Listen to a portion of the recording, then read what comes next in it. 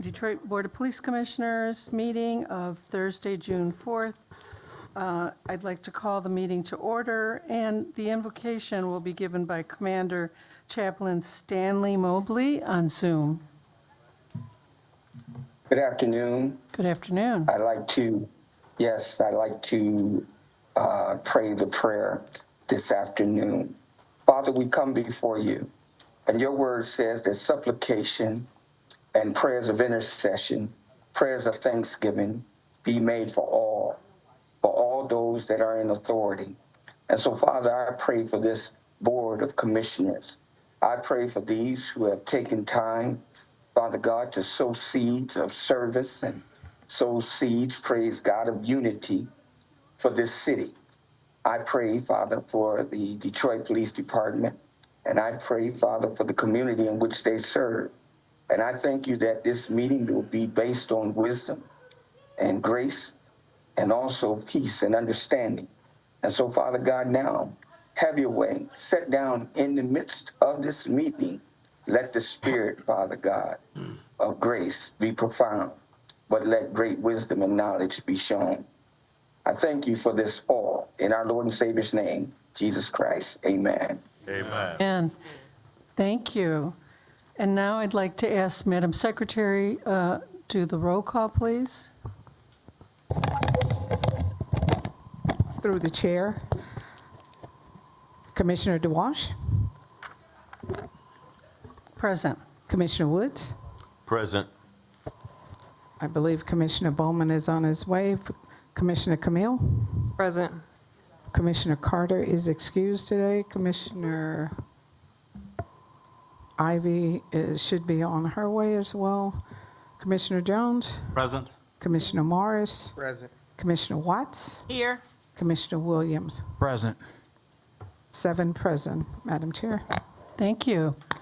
And now, if I could get approval of the June 4th agenda, I believe there's a change that is being recommended. Yes, Madam Chair, I would like to make a motion to move unfinished business to the chairwoman's report. Support. Okay, it's been moved that unfinished business be moved to the chairperson's report on the agenda. It's been seconded by Commissioner Watts. Is there any discussion? All in favor indicate by saying aye. Aye. Opposed? The motion carries. Thank you. And Madam Chair, Yes. one other thing as far as by way of introduction, I know that we have the comfort dog back there and the team there is a new addition to DPD. Very, very beautiful dog, and it's very helpful to the department and for the citizens and stuff. Can he? Yes, could you come up and introduce our new, is it a new member? Come around, Yeah. or? Yes, right at the mic. Right at the mic. Thank you. Madam Chair, you need to complete the adoption of the Okay, all in favor? agenda.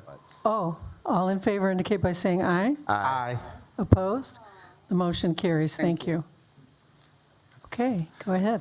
Hi, how are you doing? My name is Travis McCauley. This is Atlas. He's a year-old Labradoodle. He's currently in training for therapy work. We're part of the mental health co-response team for the city of Detroit. We also have one other comfort canine, Quinder, with Justine Corporal Wheeler. As of right now, we've been going to a lot of events throughout the city, visiting schools, and just going to the precincts for the officers as well. Just all the events we can go to. We went to the Grand Prix just recently, just for the kids. We're going to the other event tomorrow for gun violence at Spirit Plaza, so definitely keep them busy, getting them out there in the community. Thank No you. problem. Thank you so much. Appreciate it. Okay. Next, can I get an approval of the minutes for May 21st, 2026? So moved. It's been moved by Commissioner Jones, seconded by Commissioner Bowman. Is there any discussion?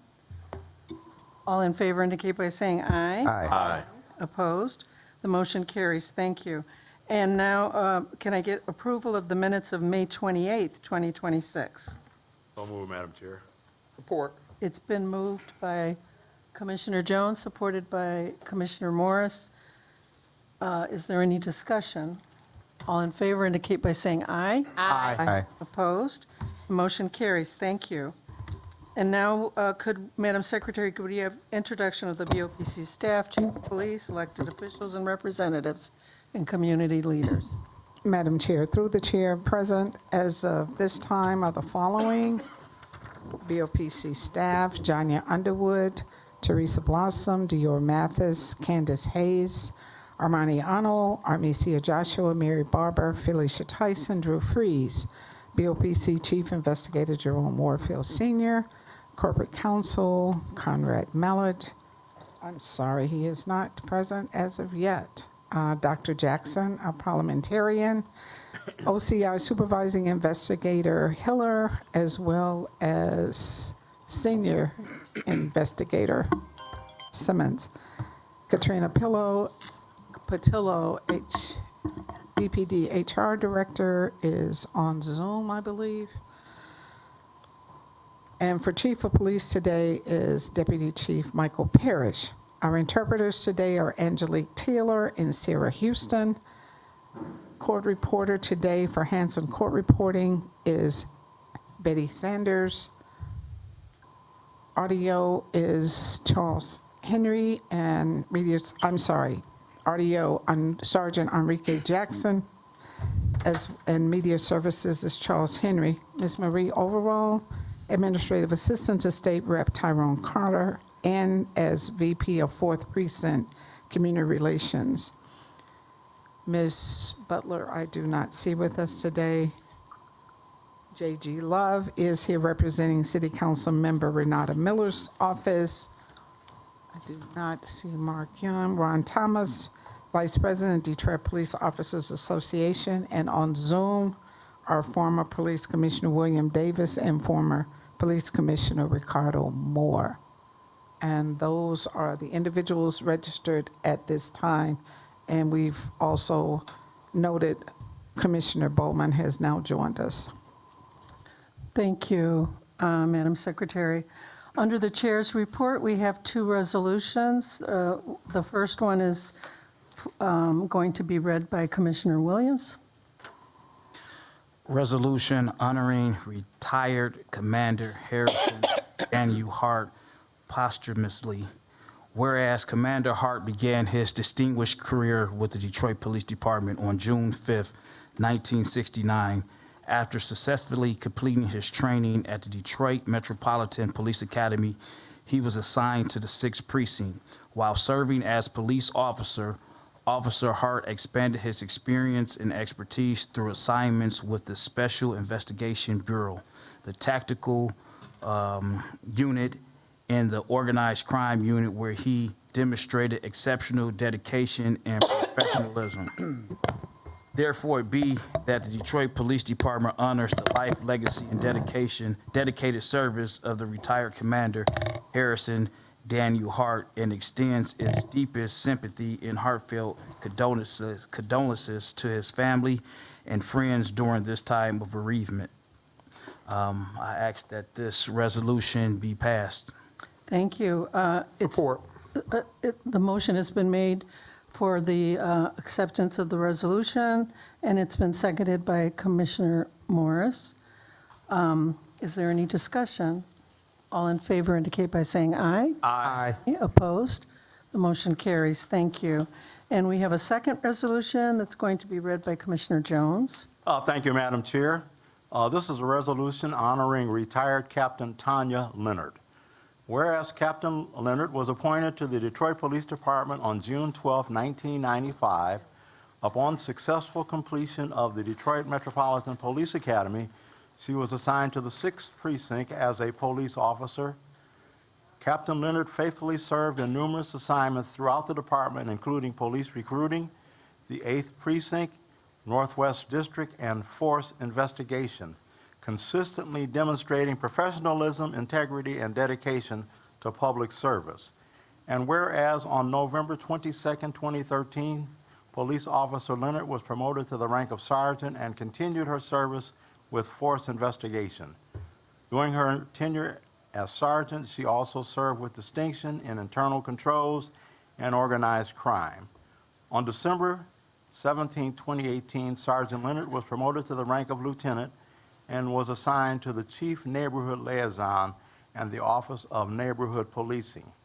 In recognition of her diligence, leadership, and commitment while serving on the COVID Action Team, she received the prestigious 2020 Women in Blue Award. On September 21, 2020, Lieutenant Leonard was promoted to the rank of captain and became the officer in charge of the newly created Office of Internal and External Relations. During her service as captain, she also served honorably in the 4th Precinct, the Office of Workplace and Community Resiliency, formerly known as the Office of Internal External Relations, and the 11th Precinct. Therefore, be it resolved that the Detroit Police Department hereby expresses its deepest appreciation and gratitude to Captain Tanya Leonard for her more than 30 years of distinguished and faithful service, and extends best wishes to her for her continued health, happiness, and success in all future endeavors. Madam Chairman, I move that we adopt this resolution honoring retired Captain Tanya Leonard. Thank you. It's been moved. Is there a second? Second. It's been seconded by Commissioner Williams. Is there any discussion?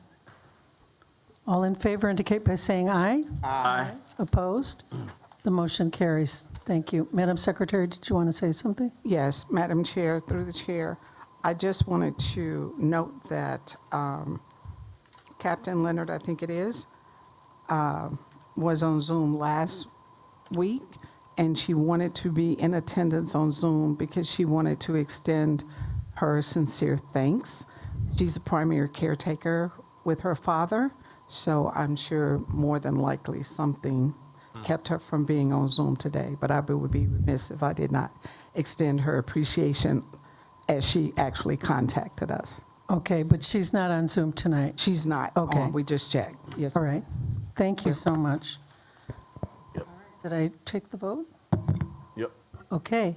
We're all set now. We moved unfinished business under the chair's report, so if we could go to the first item, which is a motion to appoint supervising investigator. Yes. Madam Chair and fellow commissioners, and I know, do we do this by direction, Personnel Training Committee? Yeah. By direction of the Personnel and Training Committee, if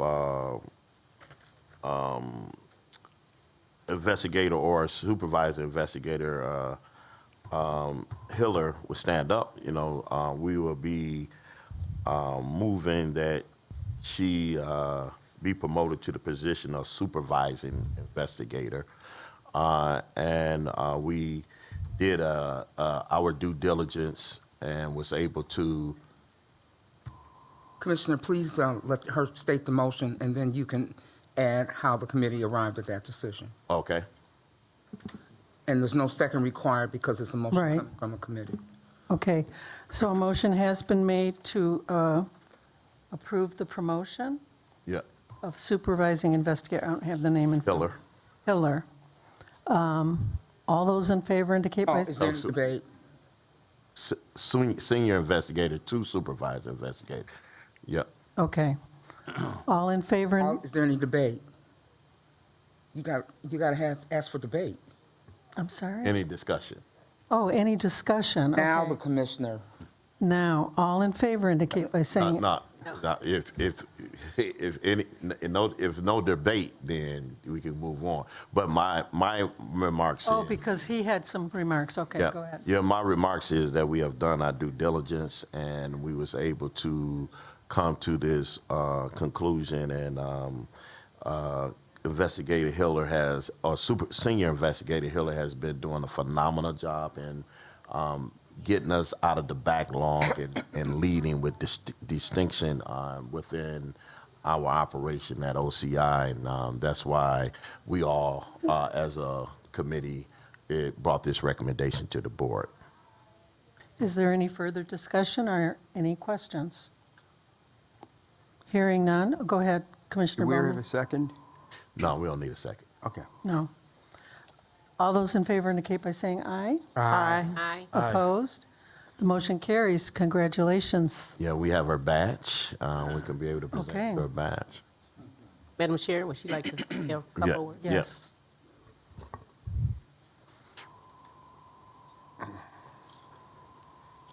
Thank you so much for this opportunity to step up into a supervisory role with the Office of the Chief Investigator. I am thankful for the Personnel Committee and for OCI leadership for giving me this opportunity and for trusting me that I can perform the duties of this job. This promotion is a renewed commitment from me to the work that we do together and for the people that we serve in the city of Detroit. So thank you so much. Okay. Thank you. Okay, now we're going to provide the badge. If you could just come up here so we can have some pictures taken. Oh.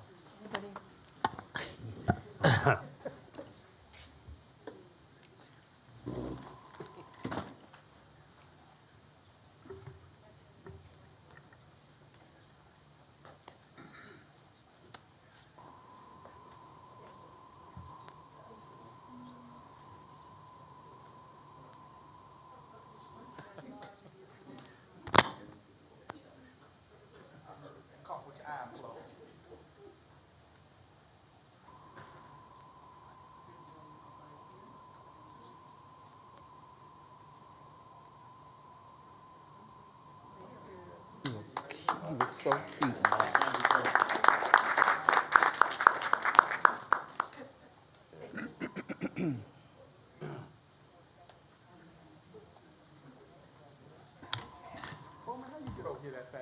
Went under the table. You need to stop doing that. I learned it in physics. It's called tunneling. So, Madam Chair, Go ahead. by virtue of the fact that we did our last interviews, once we was able to have an opening for senior investigator, the board approved for Mary Simmons to be the senior investigator. And so we have her badge now, being that the office was vacated. And now let's recognize her, and we can present her badge as well. All right. Could you please- No, it's approved already. We approved it. Okay. Thank you. So we're going to do the same, commissioners? Yep.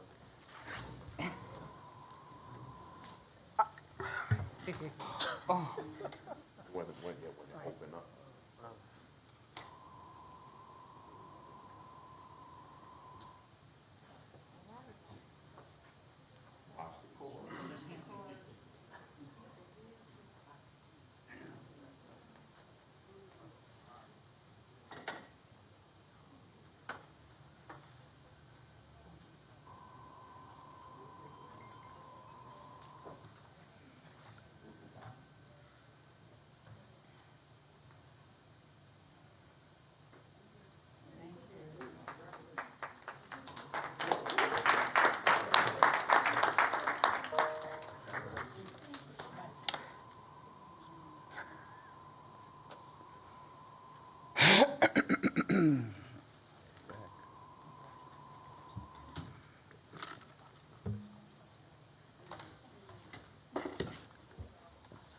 Okay, does that conclude? Okay. Close.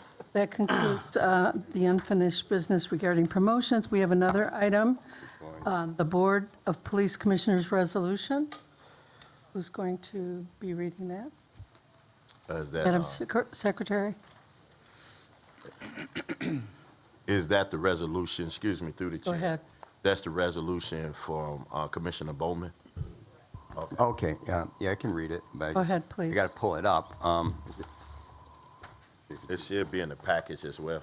Okay, what tab am I on? What tab, Madam Secretary? 7. Through the chair. 7? 7. Fabulous, okay. Yeah. Okay, I'd like to move the Board to accept the following resolution, and this is after consultation with our... Commissioner, Madam Chair, Yes. the commissioner should read the resolution and at the end of the resolution, move its adoption. All right. Thank you. Thank you. Okay. It reads as follows. Resolution of the Detroit Board of Police Commissioners regarding the protection of charter-mandated authority in collective bargaining agreements. Whereas the members of the Detroit Board of Police Commissioners have taken an oath to faithfully discharge the duties of their office as established by the city charter, by the charter of the City of Detroit, and whereas the Charter of the City of Detroit is the foundational governing document that establishes the authority, responsibility, and limits of all city offices, including the BOPC, and whereas Section 6-408 of the Charter provides that Labor Relations Division shall act for the city under the direction of the mayor in the negotiations and administrative collective bargaining agreements, and that the Detroit City Council must ratify such agreements before they become effective, and whereas it is the responsibility of all city officials involved in the negotiation, approval, and ratification of collective bargaining agreements to ensure that such agreements do not conflict with,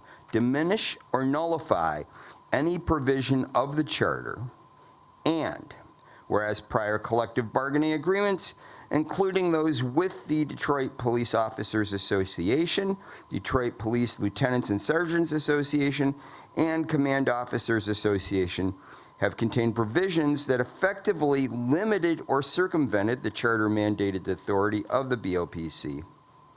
Whereas such provisions have in practice impaired the ability of commissioners to fulfill the duties as enumerated in Chapter 8 of the Charter, including but not limited to the final authority imposing or reviewing discipline required in Chapter 8, Section 7-803, and approval of promotions under Chapter 8, Section 7-814 of the Charter. And whereas in 2020, the BOPC, by the way, I'm going to pause because this language,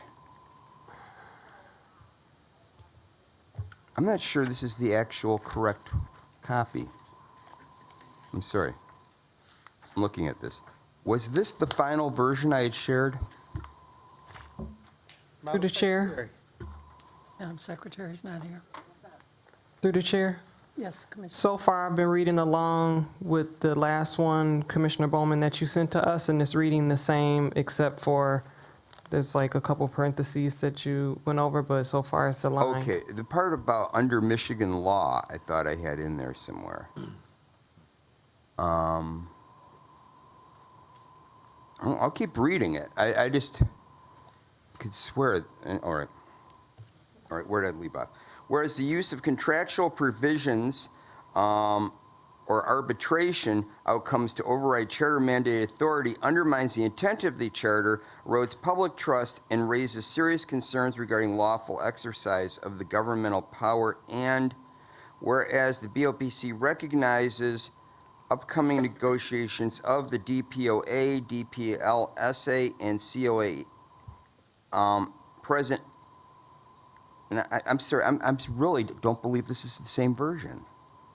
There's terminology in the version that I had last submitted that had the phrase "but legal under Michigan law" or something to that effect in a few places that I'm not seeing it here. Through the chair, that's correct. The one that I'm looking at right now that you sent to us last does have "while legal under state law" in parentheses.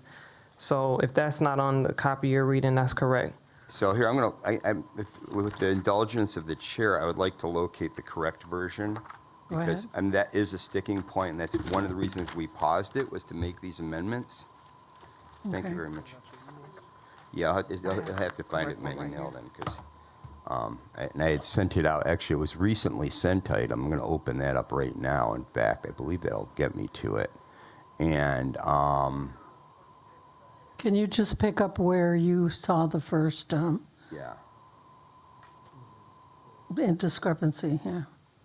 I guess got to make sure I got it. Yeah, here it is. It is different. the differences exist even at the second paragraph. So with the chair's permission, may I proceed with the correct Yes, go ahead. version? Okay.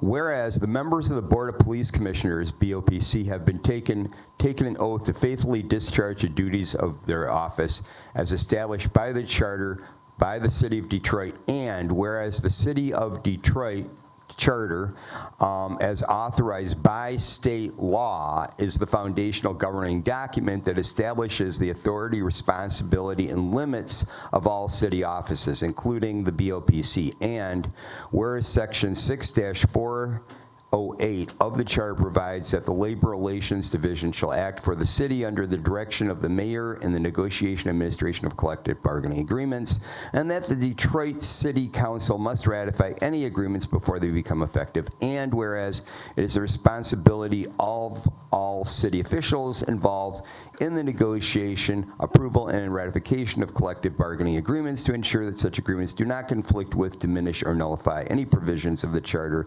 not modified by state law.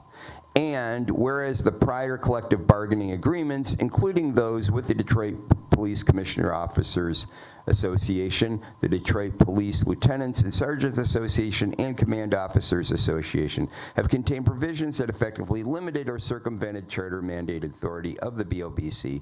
And whereas such provisions have in practice, while legal under state law, impaired the ability of commissioners to fulfill their duties as enumerated in Chapter 8 of the Charter, including but not limited to being the final authority in imposing review discipline as required under Chapter 8, Section 7-803, and approved of the promotions as required under Section 8, Section 7-814 of the Charter. And whereas in 2020, the BOPC exercised its charter-mandated authority by unanimously voting to reject the promotion of a corporal to sergeant following an incident involving misconduct against a hospital patient, yet an arbitrator acting under the terms of the labor agreement subsequently overrode that decision. And whereas the use of contractual provisions or arbitration becomes, while legal under state law, to override the charter-mandated authority undermines the intent of the charter, erodes public trust, and raises serious concerns regarding the lawful exercise of government power. And whereas the BOPC recognizes the upcoming negotiations with the DPOA, DPLSA, and COA present in as an opportunity to ensure that future agreements fully respect and preserve the authority established by the charter. Now, therefore, be it resolved that the Detroit Board of Police Commissioners formally urges the mayor of the city of Detroit to direct the Labor Relations Division to ensure that no collective bargaining agreement is negotiated that conflicts with, limits, or nullifies any charter-mandated authority of the BOPC or any other city official. And be it further resolved that the BOPC strongly recommends the inclusion of clear contractual language in all future collective bargaining agreements, stating that no provision of such agreement shall be interpreted or implied in a manner that supersedes or diminishes the charter of the City of Detroit. And be it further resolved that the BOPC calls upon the City Council to carefully review all proposed collective bargaining agreements and to refuse ratification of any agreement that is inconsistent with the charter or that undermines authority granted therein. And be it finally resolved that the pursuant to state law, the Detroit Board of Police Commissioners stands ready to work collaboratively with the mayor, the Labor Relations Division, and the City Council to ensure that all agreements reflect both the letter and spirit of the charter, thereby preserving accountability, transparency, and public confidence in the governance of the Detroit Police Department. And I move that we adopt this provision today. Support. Okay, it's been moved by Commissioner Bowman and supported by Commissioner Camille, right? Okay, I'm sorry. I got a question. Okay, one second. Is there any discussion? Go ahead. So what he read and what we have right here, which one are we actually adopting? Because it seems like some words has been changed. So whatever we're adopting, we need to know exactly what it is. Right. and he's reading something different than what's here. And I just don't want it to be any wordplay and something that's misleading us, which I'm glad that he pointed out in here. Correct. Commissioner Bowman and then Commissioner Watts. Yeah, to answer the question, my intent and my reason for the pause and then referring to what I had in the email that I shared was because what I just started reading the first time in here was not the intended motion. That what I read out loud from the computer screen here is the intended motion. And the background of that is when I first circulated the version that is in print here, Corporation Counsel had brought to our attention that this could cause some issues, and that we waited for him to review it. And after review and a discussion with Corporation Counsel, I made the edits that were in here, and I had shared them a week ago already. And for some reason, those are not the ones that ended up in this printout. So that is, does that fully answer your question? Yeah, I just want to know, I agree with what you're saying. I want to make sure when we make this decision, we're making the decision based off of the resolution that you wrote, Madam Chair, Yes, Commissioner, not the resolution reasons that's here why with the wrong wording. said that I'm sorry, I didn't hear what you said. this is one of the reasons why the parliamentarian said not to make the motion to adopt until after the resolution was read, because what he read is not what you have. But even if it was, what he read is what you are working on in terms of what you're going to be approving. If the commissioners are uncomfortable with adopting the oral presentation, they can, of course, move to postpone to get the correct one. Parliamentarian also wants to point out that the resolution is subject to amendment if any member of the board wants to offer an amendment. The parliamentarian would further point out that that would be difficult not having the one that was actually read in front of you. Correct. Okay. Wait, before we move on, so I just want to clarify, what you read, Corporation Counsel reviewed and accepted. Correct. Okay. Why, Madam Secretary, why do we have this version and where did we get it from?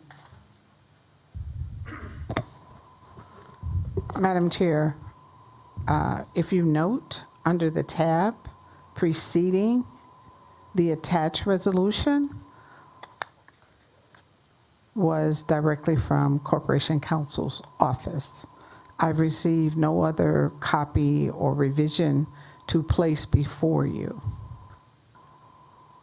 It is possible that the secretary's email address was omitted from the one I'm sent out initially, and just now I'm going to look at what. No, actually, she was CC'd in the version I just read.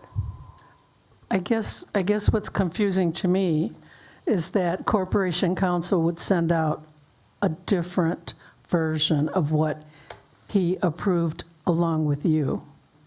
I noticed what's in tab 7 includes some commentary and some citations. I believe that was a message Corporation sent out prior to me making the revisions.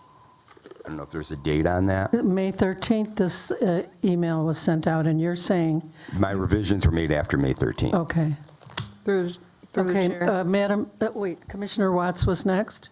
Yes, thank you, Madam Chair. I was going to basically say similar to what Commissioner Williams was saying. While I don't disagree with the sentiments of what Commissioner Bowman read, however, I want to make sure if I'm voting, what I'm voting on. And so if Madam Secretary says she's received one, she didn't read, this is the one from Corporation Counsel, and then Commissioner Bowman is showing that his remarks, and she's on the email, is a little confusing. And I think, just speaking for myself, I'd like to vote on the accurate one, especially that Commissioner Bowman and Corporation Counsel has agreed on. So right now, I'm just a little foggy in voting on it now until I'm assured which one that we're voting on. Thank you. Commissioner Camille, and then Commissioner Bowman. You have Commissioner Oh, Moore. I'm sorry, Commissioner Morris, and then Commissioner Bowman. Thank you, Madam Chair. The document that I'm looking at in our packets is is a memorandum from Corporation Counsel responding to Commissioner Bowman's original resolution. And the resolution that's in this packet, because it's a packet altogether, is actually an exhibit in here of Commissioner Bowman's original resolution to which Corporation Counsel is commenting to.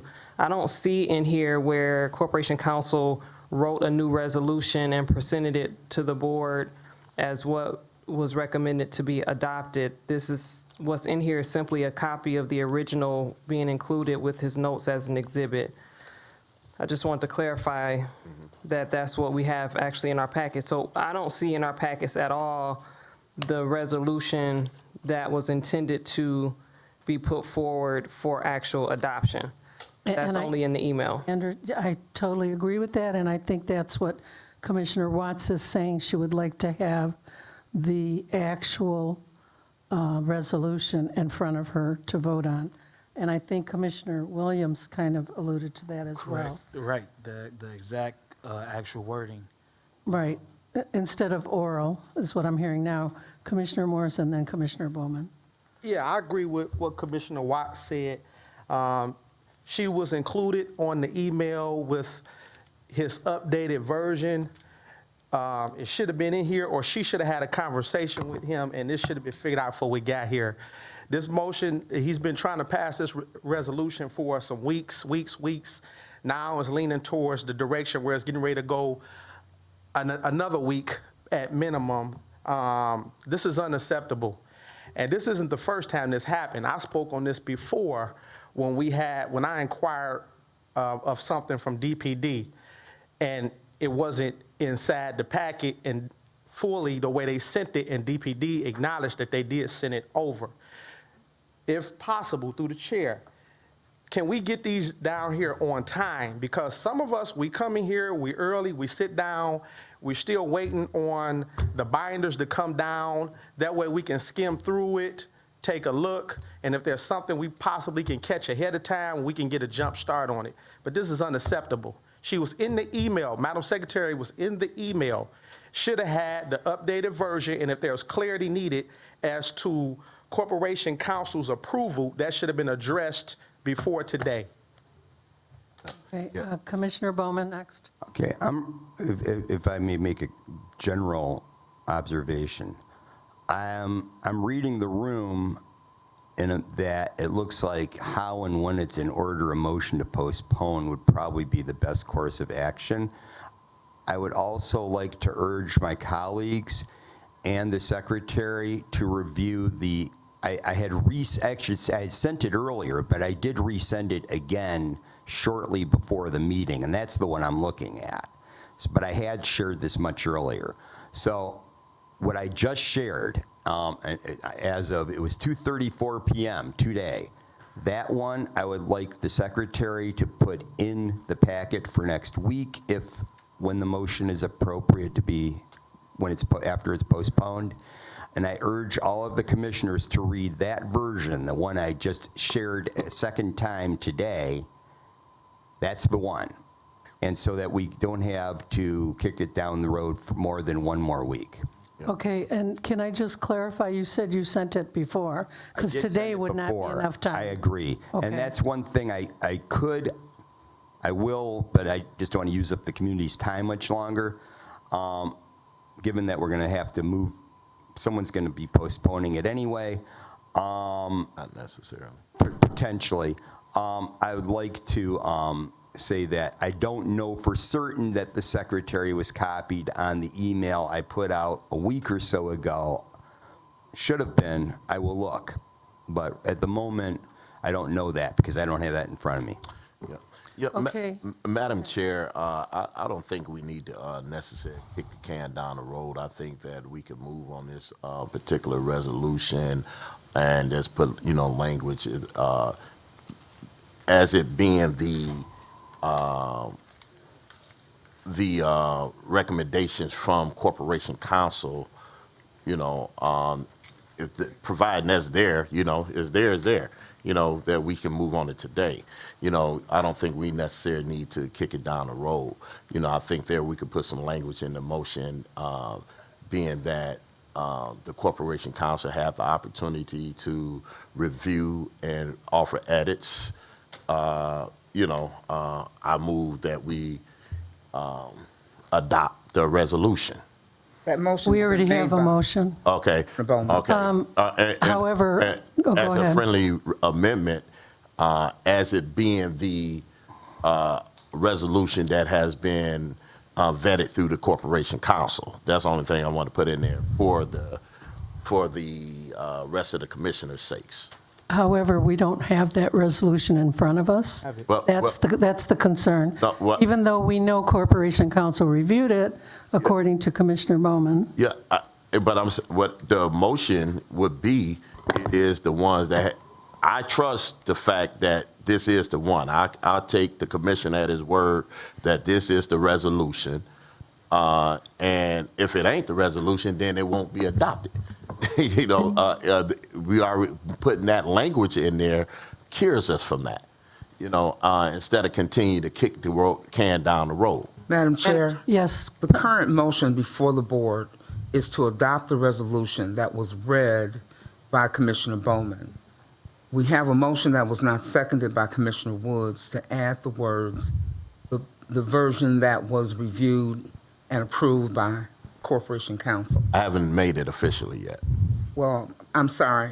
The Parliament heard what she thought. Yeah, I was just motion. discussing it, Okay. I'm sure I get a So second. the motion before the board is approval of the oral version of this. That is what is pending before the board right now. So at this point, you're in discussion, Yes, and if that motion is voted down because commissioners aren't ready, right. then someone can move to postpone it. But at this point, someone could move to postpone it because that's a higher ranking motion. Right. But the motion in front of you right now is the motion to adopt what was read. Madam Chair, I offer a motion to amend the motion and move that we adopt the edited version of the resolution that was presented by Commissioner Bowman and as approved, that we adopt that. I'm sorry, Madam Chair. Yeah, The motion it's- to adopt has already been made. It's already on the Motion to amend the commission amend it. to be specific about what the amendment is. The amendment that we adopt the adopted version of the Corporation Council, or the edited version of the Corporation Council. So the commissioner wants to make the amendment that the version that is approved is the version that has been reviewed and approved by Corporation Council. Yes. Okay, so now that amendment needs a second. Is there a second? I had a clarifying statement I need to make in regard to the language of that motion, of that Okay. of that amended motion to amend. Okay. Go ahead, Commissioner. And my clarifying statement, and I realize this isn't technically in Roberts here. It's a conversation here for a moment. It's a point of information, is what it is. Request? Actually, I'm providing information. Okay, then that's not a request for information. Request for information is when you have a question. Right, I'm making a point of information. There is no such thing, Commissioner. Oh. There's a request for information Thanks, there are. that you make when you have a question. Okay, You're then, providing information, yes. and at that point, providing information is not in order. The motion to amend needs to be seconded in order for it to be debated. Through the chair. Wait, I'm sorry. I think If the Commissioner. motion to amend is not seconded, then it falls to the ground. Second. Now, Okay, please state the motion, Madam Chair, and after that, then the commissioner can make whatever kind of statement he wants to make in debate. okay. A motion has been made to accept the amended version that Corporation Council edited of the resolution. Is that? And second by, And a it motion was made by me, Motion made by Commissioner Woods. and seconded by Commissioner Watts. Now you're open to debate. Now, On the amendment, on the amendment, are there any questions or Yes. Yes, Madam Chair. discussion? Go ahead. Commissioner Okay, Bowman, Commissioner Morris, and then Commissioner Camille. The way that amendment is worded, could be interpreted as not being precise. And here, let me explain why. Because it was with the consultation of Corporation Counsel and his recommendations that he pointed out, we need to have this language here, here, and here, then it will be good. And I did exactly what he suggested, verbatim.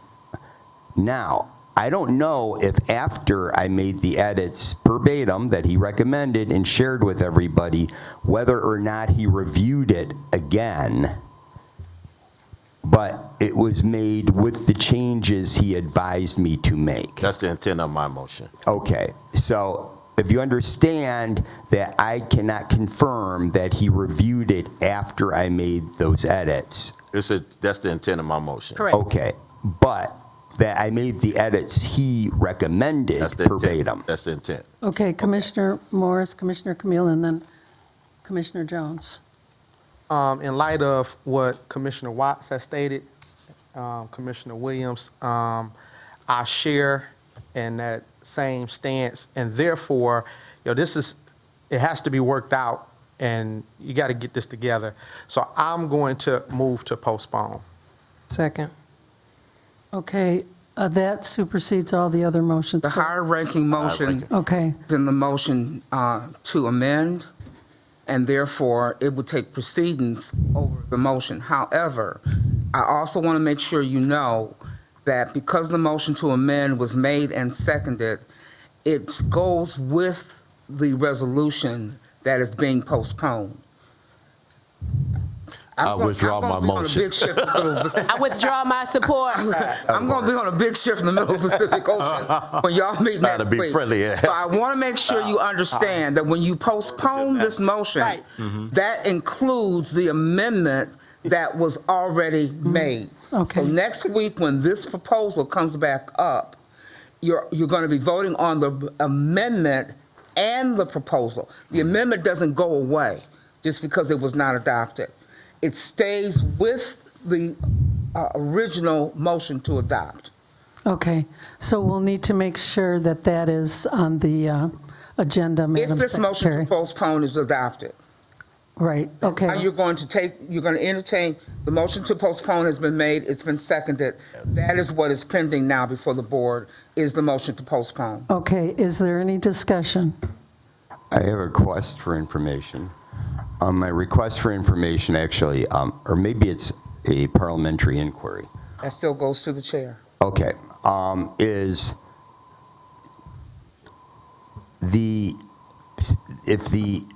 since the amendment is carried over with the motion to postpone, but we never voted on the amendment, then we will have to approve or disapprove the amendment prior to approving or disapproving the motion, or the resolution. Am I correct? No, excuse me, through the chair. Go ahead. The thing is, if you said you did it verbatim as what he said, it's going to be the same thing. You know what I'm saying? I was taking you at your word that you did that. And the motion was been able to cure all of it. But if we want to kick the can down the road, kick the can down the road. I'm fine either way. The answer to the commissioner's question is yes. Yes.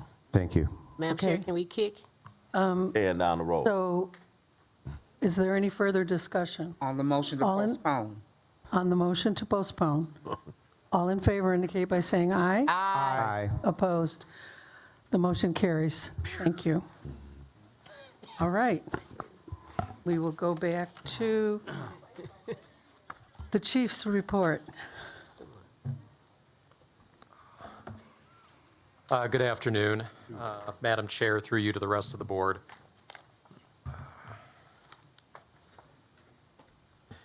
Beginning with our crime stats, we are down 14% in homicides, down 7% in non-fatal shootings, down 3% in robberies.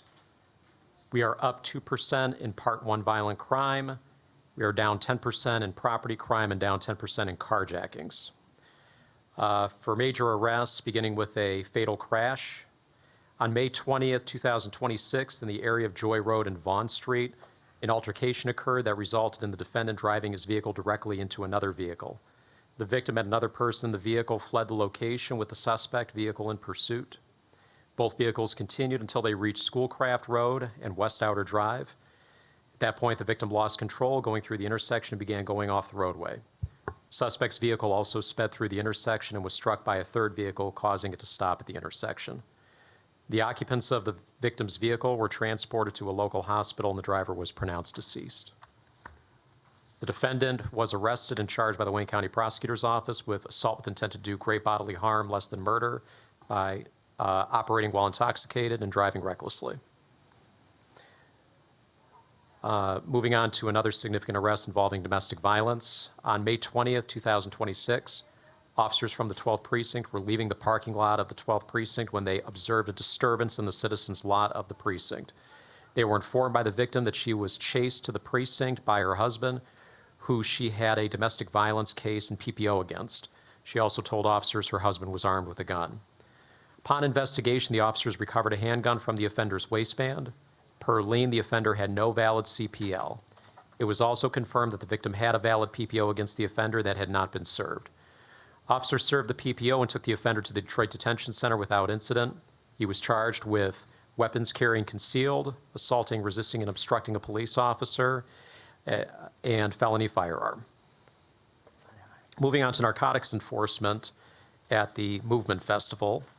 On May 23rd and 24th, 2026, major violators completed a narcotics operation at the Movement Festival.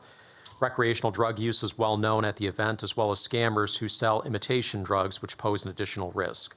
Officers made 2 felony arrests, cited 2 individuals, and seized 94.8 grams of suspected cocaine, 282.5 grams of suspected MDMA, 167 grams of mushrooms, and 206.2 grams of marijuana. Later, it was determined that the suspected cocaine and MDMA were imitation substances. The Wayne County Prosecutor's Office issued felony charges for possession with intent to distribute in this matter. Moving on to traffic enforcement, from May 24th through the 30th, 2026, the Traffic Enforcement Unit conducted operations in the 7th, 10th, and 11th precincts. Officers made 373 traffic stops, issued 892 tickets for moving violations, and 4 tickets for speeding. Moving on to community updates. Last week, we had the graduation of 41 new police officers to our department. And on behalf of Chief Bedison, we would like to extend to all the graduates a congratulations and best wishes for safe careers. Moving on to Pedal with Pride, tonight, June 4th at 6 p.m., the Detroit Police Department is partnering with Slow Roll Detroit for Pedal with Pride, a community bike ride celebrating Pride Month. The event will step off at Chroma, Detroit, located at 2937 East Grand Boulevard at 6:30 p.m., led by the department's LGBTQ Scout Car. Also, Walk a Mile Wednesday on June 10th, Chief Bedison will, along with other members of the department, will be walking a mile through the 10th precinct. We invite everybody who is interested in attending this Walk a Mile event. Community members will be able to speak with Chief Bedison and officers from the 10th precinct about what's going on in their neighborhoods during this event. The walk will kick off at 5:30 p.m. At 795 Longfellow. Detroit Police Officers Explorers Spirit Day. On June 13, 2026, the Detroit Police Officers Explorers will be at Spirit Plaza, located right outside City Hall at 2 Woodward Avenue, to showcase their talents, training, and leadership development within the Explorers program. The event is free and open to the public and will feature interactive public safety and youth engagement activities. The event is from 11 a.m. until 5 p.m.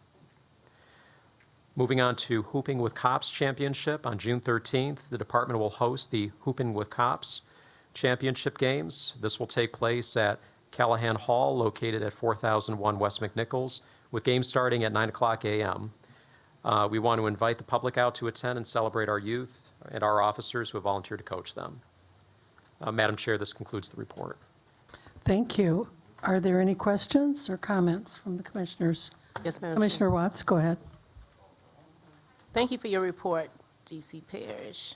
I have one, and this is not related to your report, but I just got off the call maybe about an hour or two ago. I received a call from a reverend in the Brightmoor area, and I was going to pass it along to Commissioner Ivy because it's actually in District 1, but it sounds very concerning. But I do realize there's two sides to every story. This approximately happened June 2nd, which is Tuesday, about 6 p.m. in the evening. Pillars of the Brightmoor area and the pastor, they noticed that a demolition company was there to remove or demo a home partly on their property, but was not wearing any hazardous material, clothing to not prevent it to spread if it was. The resident came out, and granted, he said his wife was very animated and very upset because it was partly on their property, told the demo company to stop. They didn't have the proper gear, warning them about the dangers of the environment, proceeding without the proper gear. The demo company, I guess, had some heated words back to them. They called for the police to come. Police did come. What is alleged that when the police came, instead of finding out per them, it's two sides to every story, what happened, they feel that the police immediately came at them as if they were in the wrong. And these are pillars who've been thriving and reviving the Brightmoor area for years. And this pastor is one that's, longstanding in the community. So it did escalate a little bit. And then I think it was going to escalate because the resident was very upset in the arrest. And of course, the husband came to the wife's defense. Things occurred where they were handcuffed, or I think the husband. Long story short, and they did say they have a call in to Chief Bedison as well, because the Reverend knows Chief Bedison. But again, I just want to know if is there body camera footage that we can see on this? I did encourage them to file a complaint through you, Chief, and also is there a report?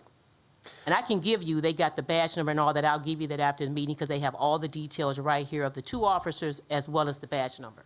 I'll gladly look into that for you, Commissioner. Thank you for bringing it to our attention. Please forward me the information, and we'll get the right people working on it. And I will pass this along to Commissioner Ivy as well, because it is in her district. Thank you. Thank you. Thank you. Any other, Commissioner Bowman, or Camille, and then Bowman, she had her hand up. He was first. Oh, he was first? Okay, Commissioner Bowman. Thank you. Okay, I just wanted to inquire with the Deputy Chief regarding the confiscations made at the Movement Festival at Hart Plaza. There was a list of, some things suspected to be controlled substances and later found to be, fraudulent copies of controlled substances. And I understand that part being in the report. What I'm a little confused about, though, is the inclusion of entheogenic mushrooms and cannabis in the report. And to the best of my knowledge, correct me if I'm wrong, cannabis is legal in the state of Michigan, and entheogenic substances, plants, or fungi are legal in Detroit. So I'm just wondering why those items were included with the other clearly illegal items. I believe marijuana is legal to a point. I think there is a point where when you pass certain amounts under certain circumstances, it goes outside what is permissible. And if I could just add that if narcotics is making a seizure of narcotics, and there's a lot of illegal narcotics there, they will also seize, for example, marijuana in a situation like that as part of the whole collection. Whether or not they are actually charged with that possession of marijuana, that's something that takes into consideration a lot of factors. Okay. Thank you. I hope I answered your question. If I left something out, please let me know. Yeah. Sort of did, I guess. I mean, I understand why initially that might be part of what they get. I'm just wondering why it would continue on as being part of. I mean, for instance, if they also had a keg of beer with them, would that also have been on the list? No. Again, marijuana, I believe marijuana is legal, but to a point. I think there is a point where it is just due to the amount you're carrying, where you're carrying it, it can be a violation to have it. Whereas I don't believe transporting a keg, for example, would be unlawful unless it was open and in the front seat and accessible. Same thing with the mushrooms. I understand that there may be a city ordinance on the matter. However, there are still state laws that govern it. Now, how we prioritize enforcement when we've been given notice by our city council that they want to legalize it or decriminalize it. That's a different story. But if there is a large rate and a lot of unlawful drugs are seized, it is not uncommon to also seize drugs that are still technically contraband because they do violate some body of laws. Now, whether or not they get charged with it, though, that's something different. Okay, thank you. Commissioner Camille? Thank you, Madam Chair. DC Parrish, thank you so much for your report. Question I have for you is around wellness checks. So when DPD receives a request for a wellness check, either through 911 or the precinct, two things. What do they do to try to verify the identity of the person that's making the request? And then after that check is done, what type of information is provided back to the requester about the individuals that they were checking on? If you're speaking at the street level, meaning what the patrol officer actually goes out and does, it's case by case. Obviously, if we're dealing with a family member asking for a wellness check on, a child, sibling, parent, whatever the case might be, we may be more open to sharing information. If this person is a complete stranger, we may not share nearly as much information, although we would try to let them know in some way, shape, or form that the concerns of their call have been addressed. As far as what we do when we respond to the scene, it's very case by case. It can range from, knocking at the door to, in extreme circumstances, forcing entry to rule out the possibility that somebody is seriously injured or worse. It's case by case, and it really depends on the circumstances.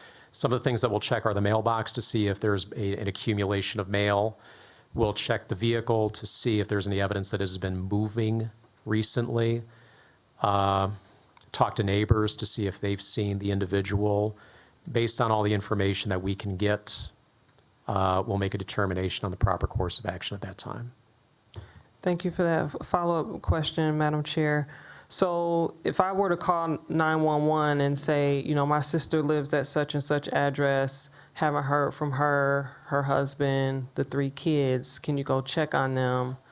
Do you do anything to verify that I am who I'm saying that I am, that is my sister? And then after that check is done, are you coming back to tell me we went, yes, your sister and husband and kids, they're there, everyone is fine? Is that a practice or? At the call taker level, I would have to check with communications to see what their protocols are in a situation such as that.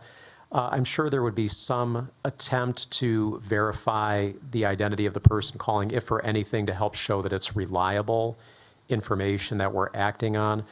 Usually when I was a patrol officer doing this at the scene, the family member would actually be at the scene or in proximity of the scene. I've never actually had to, after the fact, go down and track down a family member. Usually when they're concerned, they're there trying to help out. But I can certainly check with communications to see what they may do on their end. I don't have that information right now.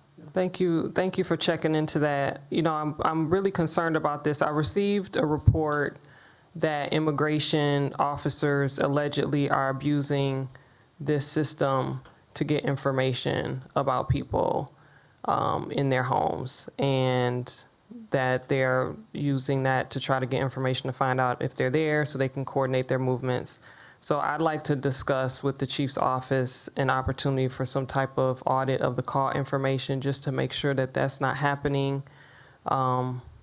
Because if it is, that's extremely concerning. I'm hoping that we find that that's not occurring. It's the first time any such concern's been raised. We will definitely look into it. Thank you. Any other questions or comments? All right, hearing none. Thank you, Chief, for that report. Madam Chair, Yes. I just received a text from DC Bliss. Mr. Jamar Rickett is in here, and he may be able to actually provide greater clarity to the answer, and I apologize for overlooking his presence before. Okay. Yes, sounds good. Hey, through the chair, Executive Manager Jamar Rickett, assigned to Communications Section. So with respect to 911 call requests for well-being checks, we are somewhat limited as to getting identity of the caller. We do get those requests. This is the first time I've heard anything about ICE trying to utilize or get information through 911. We do ask the caller what's their relationship.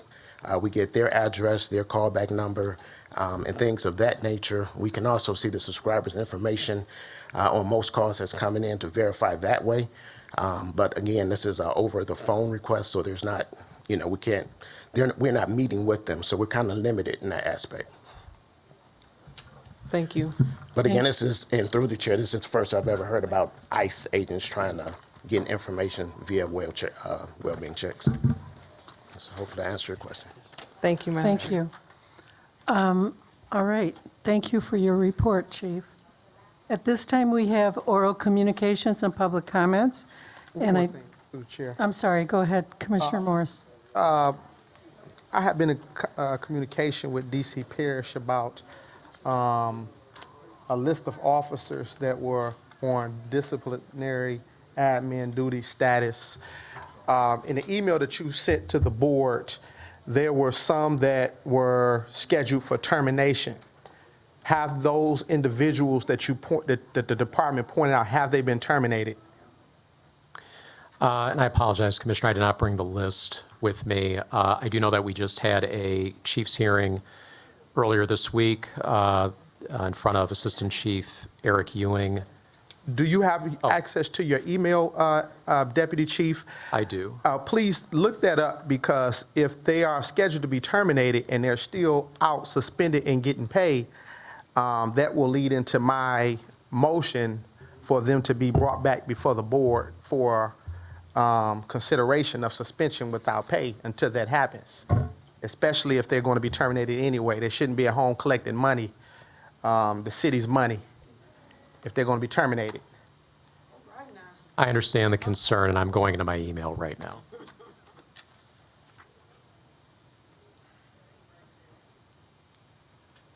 And some of these people on this list, while you're looking, they have been on this status, they have had a status change. We've got one person who's had a status change for over 2 years. And quite a bit of people for over a year. And if they're going to be terminated, then we might as well go ahead. If it's going to be a delay in termination, they shouldn't be sitting at home collecting pay while they're waiting to be given notice that it's time for them to start job hunting. So please look that up for me.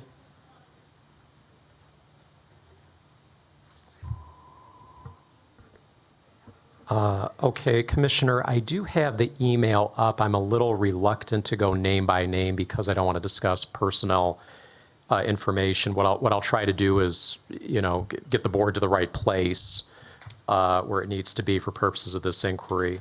I can say that NODs for the first case listed in the email that was sent to Commissioner Camille, NODs for termination were issued. In that case, the member will have an opportunity to appeal to a chief's hearing. I'm sorry, Commissioner Camille, I notice a look. Are we speaking about, do you have the email? Are we all on the same page with the email? I don't want to mention names under the current circumstances. Right. We're not in a closed session. Okay. So, Yes. yes. May I make a helpful suggestion? Sure. I know we have line numbers on each of these on this paper. If this paper is not available to the public, then reference to the line numbers would be instructive to both of us. I see your point. I can use this document. Absolutely. Okay. Does that conclude your remarks? Well, he's still ongoing.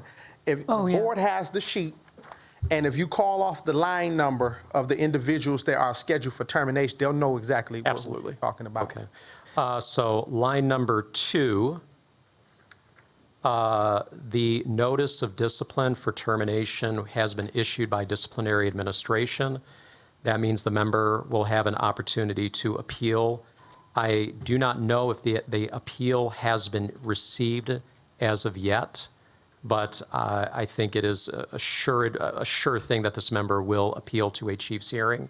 So once the appeal is received, the hearing will be scheduled and it'll be assigned to an assistant chief. Individual brought before the board, was there a recommendation ever submitted to the board for suspension without pay? No. In this case, we did not take this matter before the board because the board heard I'll call it a companion case. Okay. A related case, and the board voted down that suspension, that motion to move for administrative leave without pay, but with medical benefits. So based on the board's determination in the companion case, we did not take the other case back before the board, or to the board. Madam Chair, may I ask a follow-up question on this? So just as far as process, DC Parish, so the notice of discipline is out, you're waiting for that appeal. So this individual is still suspended with pay until that whole process is complete, correct? Yes, if he appeals to a chief's hearing, which assuredly he will, and the appeal is denied, then he will go suspended without pay at that point, at that juncture. Okay, thank you. Okay. Any other, okay. Yeah, 1 second. through the chair. I mean, we can certainly, I know my colleague here is asking for a line-by-line update, and I know some of those updates we have in email, and it's been a while since we exchanged these emails in regards to these officers. I have a motion that might kind of resolve this quickly, at least for today, so that we can get the ball rolling on some things. If I can put that motion forward, Madam Chair. Go ahead.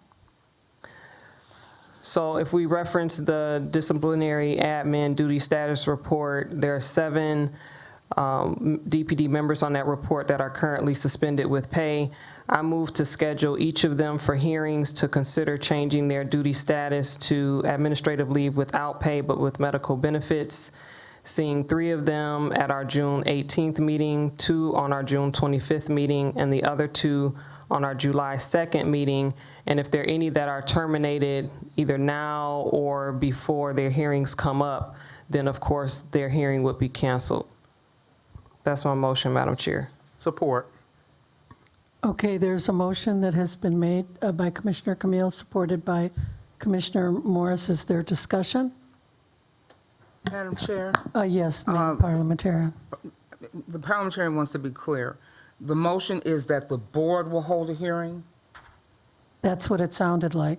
Yes. So the board is going to hold a hearing on individuals who are now suspended with pay? Correct. Okay, and you mentioned 3, 3, and 2. In order for all involved parties to be able to do this, the parliamentarian would suggest that those 3, 3, and 2 by line number should be identified. Madam Chair, If you don't think you need it, it's fine. But how is anyone supposed to know which 3 are coming on? right, Madam Chair, so, I mean, a couple things are at play here. One, some of these individuals might fall off anyway if they're terminated before we even have the hearings. And then there's also preparation that the department and the union has to do in preparation for each of these. I'm fine with leaving it up to between staff, DPD, I would say staff and DPD to make the determination of which order these go in, just as long as we are handling 3, 2, and 2 at our next meetings that are regular at 3 o'clock. Okay, And so that you're is- modifying your motion. Am I modifying it? You're modifying your motion that staff will determine which The order. individuals will come for hearing. And because you're doing that before it's stated by the chair, you can modify it without needing to make a motion to amend. Okay, so yes, I'm modifying my motion to add the caveat that staff and DPD will determine the order in which these come before Okay. us. Okay, I have a question, and I think I want to address it to, That motion seconded? yes, it Yes, was. I thought it was. Then, Okay, Madam Chair, you need to state the motion unless you don't want it on the floor. So I have to restate it then with the In order change? for the motion to be before the board, it has to be stated by the chair. Okay, a motion was made to have the 7 individuals and individual officers who are suspended with pay come before the board for another hearing, and the staff will determine which order they will come With the DPD. with the DPD. Okay. Okay, so we have a motion that was made. It was seconded by Commissioner Morris. Now we're in discussion, and now I have a question for the DC. Didn't all of these officers already come before the board? Not all of them. No. Okay, those that did come before the board, however, isn't it possible that the board decided to vote against the chief's recommendation, that he may have recommended that they be suspended without pay? I'm scanning the list, and I believe 2 came before the vote, before the board, and were either voted down or no motion was made. Go ahead. So in the notes that we provided, yes, some of them came before the board and it was denied, but there have been a status change since then. There have been officers who have pleaded guilty to crimes since it was voted against. Now, because the status has changed, they should be brought back before the board. If you noticed, and the reason why, this in discussion to this, it came out in the news that the city, the DPD lost $400,000 in training money to train officers and to get officers more training. So we're letting money. We have had people on here for disciplinary reasons that's been suspended. They're suspended with pay, and their status changed. One person's status has been changed for over 2 years. A lot of people's been out for over a year. And in some of them, they have pleaded guilty to crimes, and they are being terminated, but it's a process. Mm-hmm. So what we're trying to do is, in the midst of them waiting and it going through the process, they should not be allowed to sit at home and continuously to take money from the city of Detroit, especially after they have pleaded guilty to crimes. Commissioner Bowman. Yeah, I'm looking for a clarification on language. I guess it's a request for info. I've heard references to officers 2, 2, and 3, then 2, 3, and 3, and I'm looking at line numbers where I have one name per line, so that's what I was assuming it was referencing, but then why do I hear certain numbers repeated over? And then later, 7 officers suspended with pay. Can we straighten out this encodement here a little bit? But I think what Commissioner Camille is saying is that the staff and DPD will do that. Isn't that what you're saying, Commissioner? Thank you, Madam Chair. Right. I wasn't referring to the line items. I was referring to the number of officers so that we don't have a meeting where we have like 7 closed sessions in one meeting. Okay. So 3 of them, whichever 3, and then 2, and then 2. Okay. Does that clarify that? So in other words, there's a total of 7 individuals of interest. Would I be then, we're talking then about the people who are basically shaded in green, suspended with pay? Correct. That's okay, right. Thank you. Any other questions or comments? All right, hearing none. And take the vote now, correct? All those in... I think I do have a question. Okay, go ahead, Because I Commissioner. had stepped out when this began. Okay. And so I just want to get clarity. We have the ones shaded in green. We're talking about the ones suspended without pay. And so you're saying that some of these individuals previously came before the board. However, when they did, regardless of the status, whether it's tonight, whatever, you're saying some of them have pleaded guilty to crimes? Yes, and the dates of them were not before our board. These were back a while back, because if you notice, they've been out for, some of them been out for 24 and 23 and 25. Yeah. Yes. So since then, the circumstances has changed. They're in process of being terminated. But until the process goes through, they're sitting at home collecting free money. Correct. So up through the chair, I'm looking at, a couple of days, 23, 25, Right. 24. So you're saying these individuals been at home suspended without pay. This is 2026. With pay. With pay. Oh, with pay. With pay.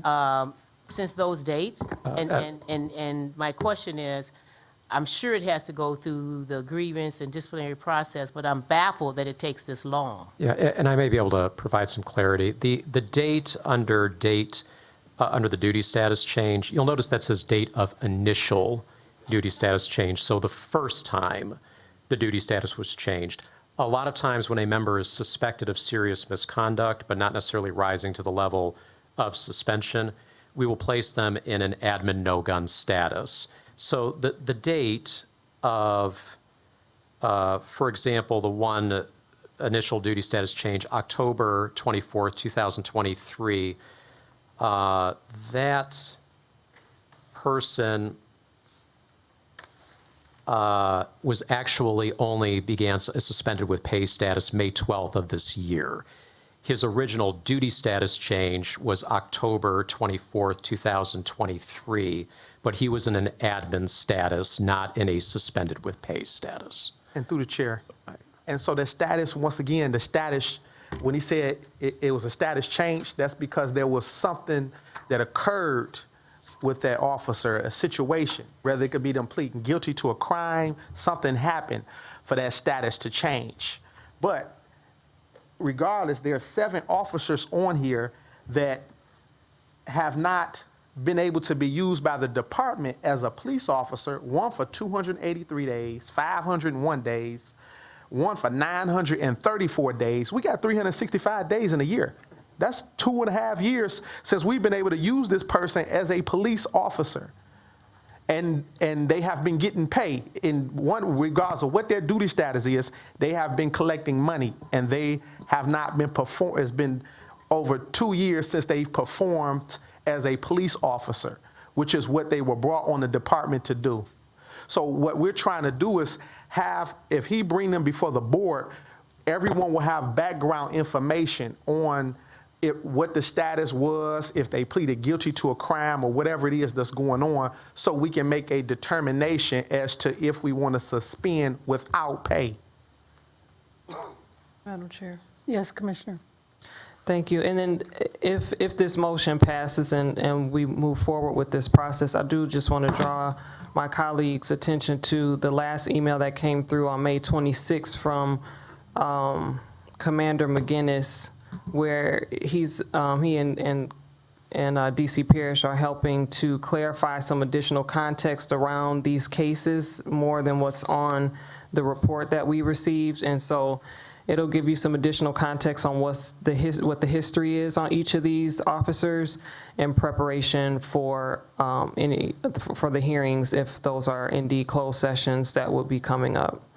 Madam Chair, Commissioner Watts? courteous, because I still had the floor, but I'm courteous to my fellow commissioners. If we can go back to my comments, I had another question. This is about this report, DC Parrish. How up to date is this report? Because I'm hearing different things. Things have changed, status has changed. So just to get clarity, is this the most accurate status report of each of these individuals shaded in green?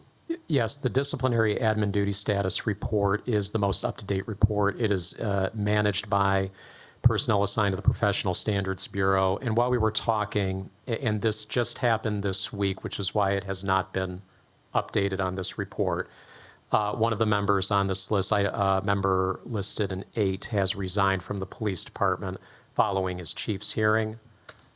So number 8 is no longer on the list. But this is the most up-to-date list with respect to duty statuses. I would just caution the commissioners just to note that the duty status change is the date of the first duty status change, not necessarily the date that they were transitioned to suspended with pay. So happy to go deeper into that. Just I don't think it'd be proper to address each case in this public forum. And Madam Chair, for clarity of the motion, is it to bring these individuals before the board, have a review, have a discussion, with possibly changing their status from suspended with pay to suspended without pay? Is that the motion? That is the Chair, motion. that's the motion. And one more thing too, just so you know, it's in our notes. I don't know if you guys, you probably, we get a lot of emails, but in the emails, and I'm not going into which specific officer, but I know at least one of them have pleaded guilty or been found guilty of breaking in someone's home for B&E, breaking and entering. So this just let you know some of the things that's going on with these people on this list. And the individuals are at home still collecting money from the city of Detroit. Thank you for that, Commissioner Moore. Through the chair, and on that point, because I wasn't aware of that, and I'm sure DC Parrish, I'm sure you guys have that information. So is some of the reasons is that you're waiting and allowing it to go through the disciplinary grievance process? Where a person has committed another crime while they're on this report, sitting at home getting money? Yes, so if we did not bring the matter to the board, that means that we were attempting to let the disciplinary process play out, or if we brought them before the board and it was voted down, the only thing we can do from there is let the disciplinary process play out. Another question, just to follow on, just on that point of an individual possibly committing a crime while they're at home suspended with pay, would the department take immediate action at that point? Yes, and I believe, if memory serves me correctly, and my photographic memory ran out of film a long time ago, I assure the board, the one case that he's talking about was one of the ones that was brought before the board. At that point, I believe it had just passed the probable cause stage of the proceedings, and I do believe that that member pled guilty to a misdemeanor, if I'm not mistaken. I hope not to be held to exactly what I'm saying. This is best information that I have at this time, but I can get further clarification if necessary. Yeah, thank you so much. But just for clarification, on that particular individual, since you stated that, is that individual still currently who pled guilty, still collecting a paycheck from the city of Detroit? He is suspended with pay, yes, Commissioner. And through the chair, and there's two, I believe there's two on there that's like that. That's of the same situation, 2 officers. So there's not just the one, there's 2 on the list of the 7 that have the same similar circumstances as far as breaking and entering or entering without owners, entering without the owner's permission into somebody else's property. I think one of them entered into a property and stole a television or stole, I forgot what all it is, but there's some things that's going on with these 7 that we have looked into, which is why we strongly want them brought before the board so you can see and a decision can be made to take their pay away because they're getting paid and it's some things that's occurred. Through the chair. Okay, final comment, and then I'm calling for the question. Go ahead. Through the chair, I was wondering, would the maker of the motion be acceptable to a friendly amendment to the motion? Or? There's no such thing. Okay. All right. Well, I should have said to the parliamentarian. Commissioner is free to offer an amendment. There's just no such thing as a friendly amendment. Okay. It's all friendly. Parliamentarian is not saying you can't make an amendment. Right. There's no such thing as a friendly amendment. It does not exist. I know that. That was just me throwing that word in. Oh, okay. But I'm crystal clear on how to make a motion. Amendment to a motion. All right, are we all set to take a vote? All those in favor indicate by saying aye. Aye. Aye. Aye. Opposed? Okay, I was going to wait, but Madam Chair, my hand was up because I was going to ask. I'm sorry, go ahead. Commissioner Williams tried to tell me, and with everything that went on, I forgot that he said your hand was up. Correct. Go ahead before. I just want to say that the board may want guidance on whether or not this does not, they are or are not prohibited not having a recommendation from the chief. During my tenure, when there's disciplinary admin duty status changes, et cetera, it always comes as a recommendation from the chief. I don't know if this would violate, and maybe Deputy Chief Parrish. I've already tried to communicate with Director Patillo. It's an outstanding question.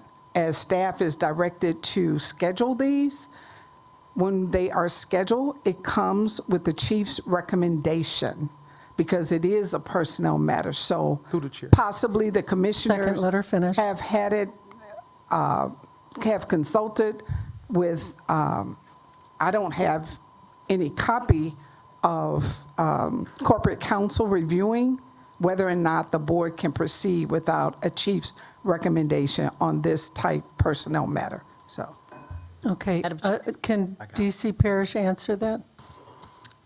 Historically, suspensions without pay have always been referred to the board based on recommendation from the chief of police. And that's all I can speak on that. We'd have to go to Corp Counsel for Madam Chair. a legal Okay. opinion. Commissioner Watts? Yeah, that was going to be, I guess the vote has already been taken, but that was going to be my offer for the amendment before we took that, just to say, request a closed session with Corporation Counsel and the chief prior to taking this action, but I assume we already voted. That was going to be. Well, I didn't hear what the vote was. I mean, I couldn't tell what the vote was. No one's voted against it. Nobody voted against it, right? But did And we? through the Okay. chair, you, back when we had a community meeting, I'm sorry, but isn't it possible that not everybody voted? When you do a vice voice vote, it is impossible generally to tell if everyone voted, but no one voted against. So that means that the motion is carried. Okay, even if it's 3 out of 7? If 3 people voted for and no one voted against, the motion is adopted. There's no other alternative. Okay. Madam thank Chair. you. through the chair, we can, as far as I know, we can do that. And you had stressed that to us in the community meeting when we brought up the motion to suspend Sergeant, I believe, Shamar Moore without pay. There was no recommendation, and we went and did that. And if for some reason we can't, I would rather us hear that from Corporation Counsel, not Madam Secretary. Her job is the secretary, not to provide legal advice to the board. So Okay, I understand your point. Commissioner Watts? That's the third time. Go ahead, Commissioner Watts. Did you have a comment? No, I'm laughing. Go ahead. Okay. All right. I do. I was just going to say, definitely after hearing and D.C. Parish responding to my inquiries, this is a serious matter. Definitely not opposed to it. I just want to make sure that what we're doing is protocol, process won't be defeated. But I'm definitely concerned that officers definitely have committed crimes while they're suspended with pay, is continuing to be at home receiving a check for the city of Detroit. That's alarming. Madam Chair? Yes, Commissioner. Thank you. So the first date that was included in the motion for this would be June 18th. So we have 2 weeks for staff to work on pulling this together, along with consultation with Council Mallett, to make sure that everything is being done in order. And so I think we have plenty of time to get consultation on the process before we're having this brought forward. And Madam Chair, if I may, Commissioner, DC, go ahead. I'm sitting here and we hear the board loud and clear. We understand the direction the board's going in, so I'm going to elevate this matter, and we may present recommendations to the board, because that is what the board is asking us to do, from what I understand. So I will bring this back. Thank you. Madam Chair? Yes. That would be great. I'm definitely comfortable with that proceeding. And before that time, just like Commissioner Camille said, we'd have an opportunity with council and possibly the chief to discuss this. Thank you. Any other commissioners? All right. I think we're set to move forward now. Next, we have, we were just going into oral communications and public comments, and just a reminder that comments are limited to 2 minutes. Inappropriate language and comments will not be accepted and may delay TV broadcasts and video posts. Could we have our first speaker, please? Thank you, Madam Chair.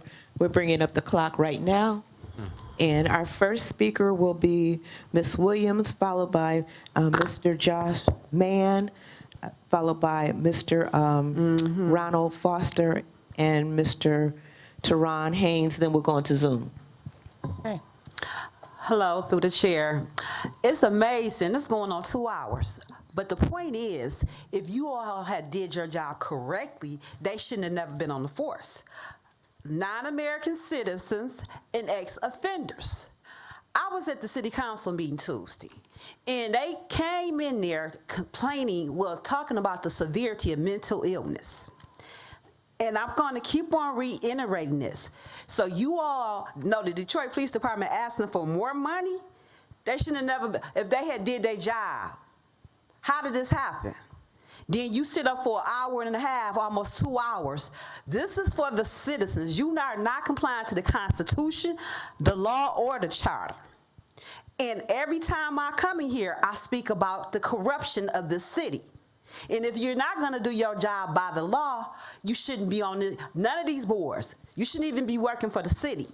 Accountability, transparency. And then, like I said, it's amazing the discretion and the lies the choices you make, abuse of authority.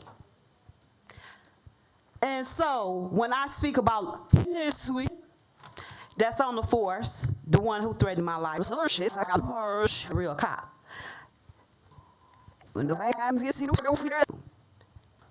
Okay,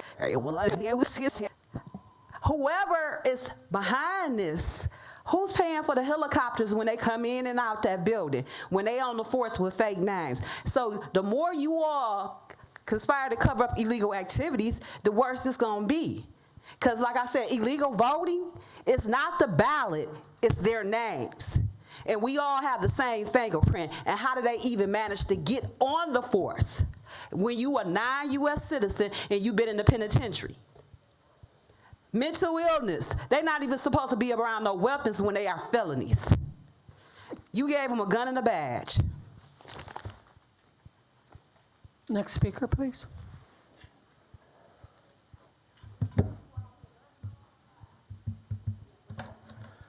Good afternoon, everybody.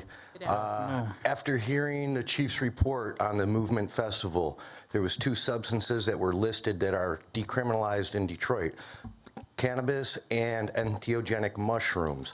5 years ago, this was put into effect. I'm curious to see the arrest reports to know if these were simple consumers that were recreationally eating this stuff, or if they were dealers, because those were pretty high numbers. And second, why would they be put on the list of compensated substances? Were these people arrested? I smoked marijuana down there at the festival. Was I at risk of being arrested and incarcerated for doing something that I thought I was legally protected to do in this city? That's not what I wanted to speak about, but that was very concerning, and I'd suggest seeing the arrest reports to see, were these people simple cannabis and mushroom users that were being arrested, or were these dealers of illicit substances, and that was extra that they got? And not only auditing the 911, as Commissioner Camille said, I'd suggest auditing the flock camera systems as well and seeing how these are being used for immigration purposes, or simply curious officers just to search random people. We have Shot Spotter. Israel just created something called Smart Shooter, and it's along the West Bank. It's an AI camera with a gun connected to it.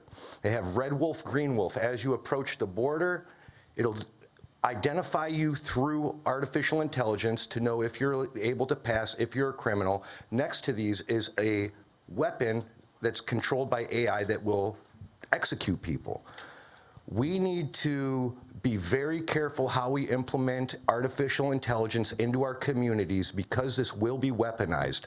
George Orwell's 1984 is coming real. It wasn't a fantasy tale, it was a warning for the future. To protect the officers' jobs in the future, we need to be careful. Thank you. Next speaker.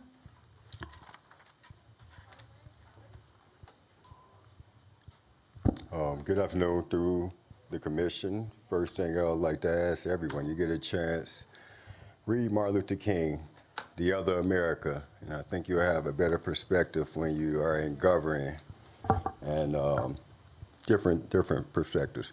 But as far as the motion today, I'm kind of glad it was delayed. I wish you guys would get community input as far as your motions and things. We all don't have to rely on your education or your perspectives as well. We can contribute. And so with the bargaining agreement, I want to say that the most important part and the language that need to be in there should be strongly stressing Brady information. Those 7 names on there lists every case that those individuals were involved with. The defendant have an absolute right to impeach those people, as well as exculpatory evidence.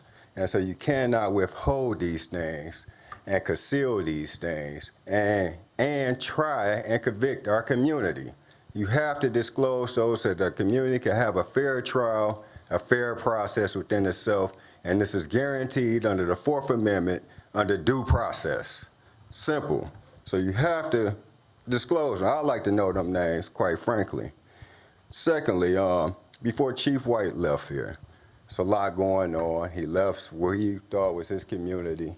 I had the issue and I spoke out about the conduct of Oakland County Sheriff's Department coming in this community without permission, ending up getting killed.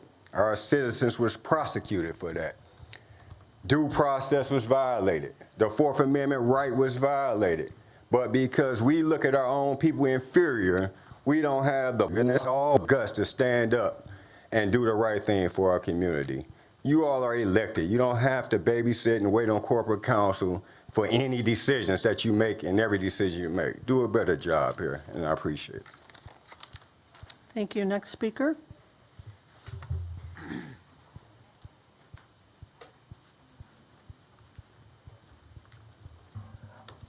Madam Chair, may I be heard? Yes, you may.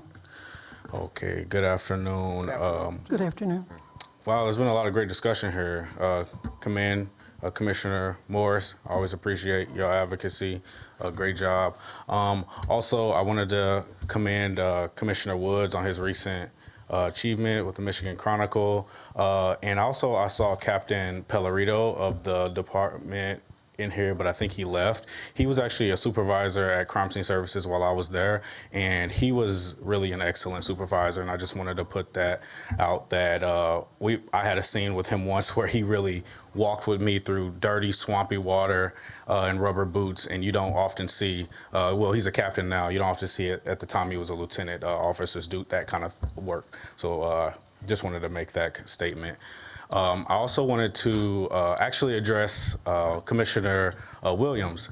You had a panel for men's mental health, which I commend so much. We absolutely need that. I just wanted to make the statement.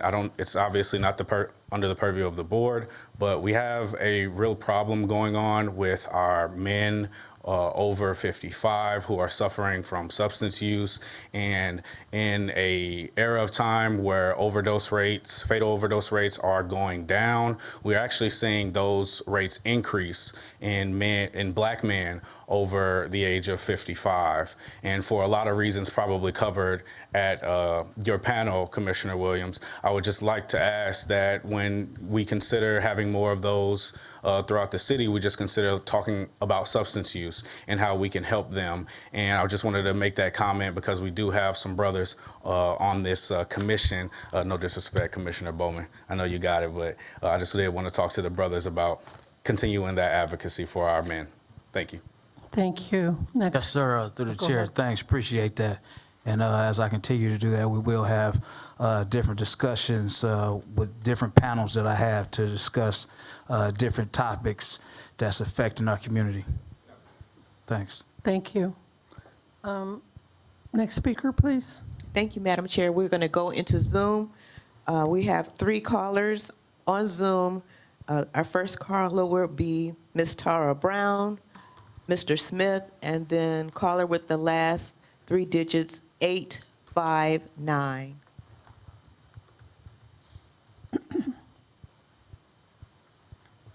Good evening, Commission. Everyone keeps revisiting the mushrooms and the marijuana. If you have a garbage bag full of marijuana in your house, you are probably safe. If you take it outside and walk around with it, you're probably going to get arrested for distribution.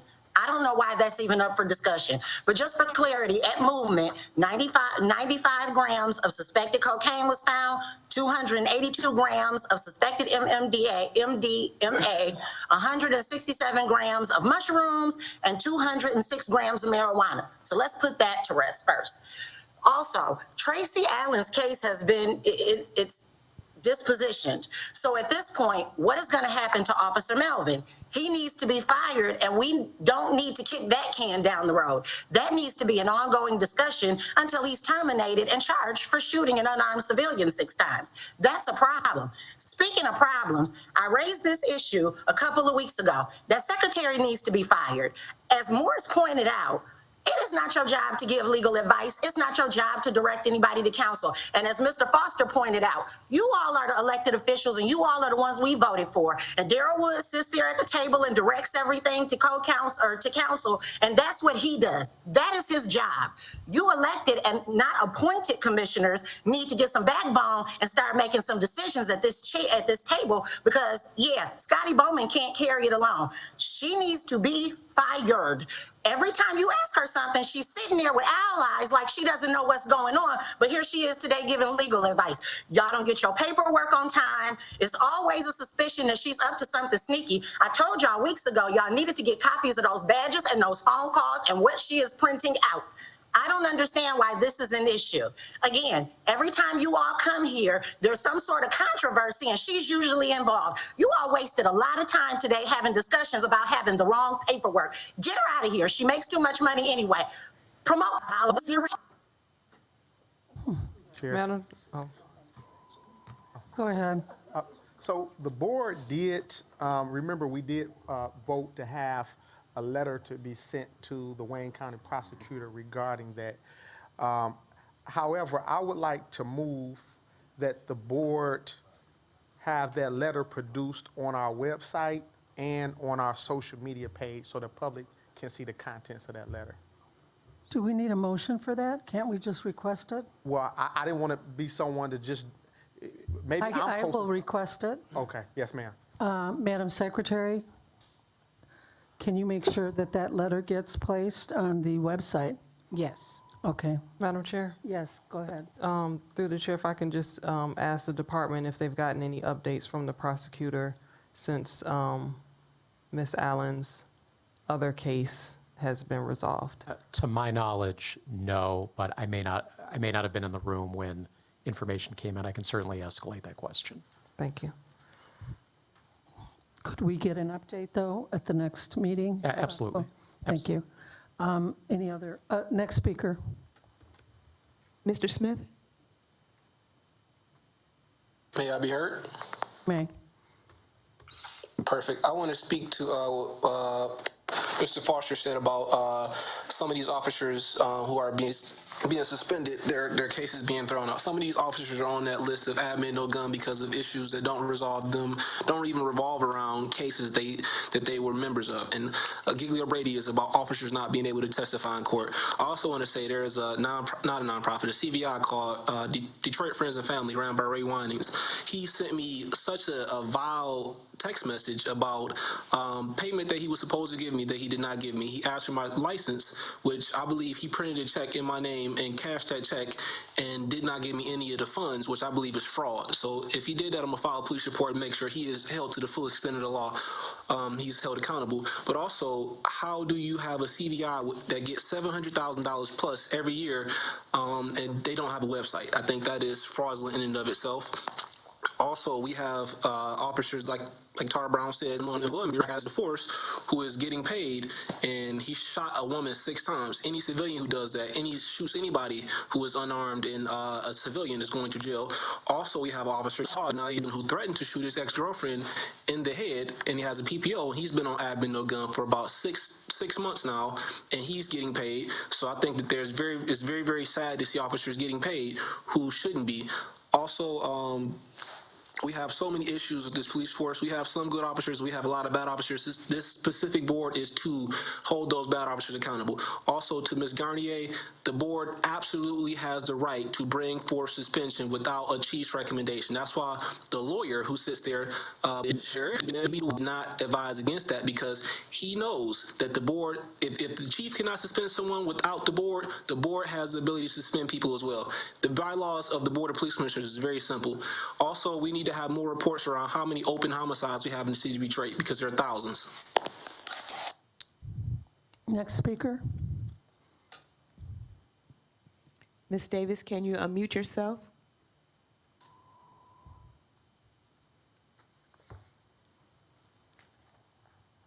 Hello, this is Mrs. Davis speaking. I want to talk about these actions. Basically, the board, it's obvious that you guys are doing an acquisition and abandon against the people.